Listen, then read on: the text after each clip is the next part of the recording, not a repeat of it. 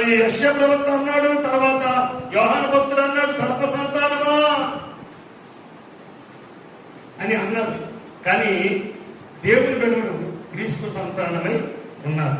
ఇక్కడ క్రీస్తు సంతానము ఆ యొక్క సర్పమును తల మీద కొడతారు. నీ బాగా గుర్తుపెట్టు, భార్యకు భర్త శిరస్సు, సంఘానికి ఆయన రక్తం నుంచి కొని కన్నటువంటి సంఘానికి శిరస్సు యేసుక్రీస్తు వారు. ఈ యొక్క ఇంకా రక్షణ పొందవలసినటువంటి ప్రజలకు శిరస్సు సంఘమే.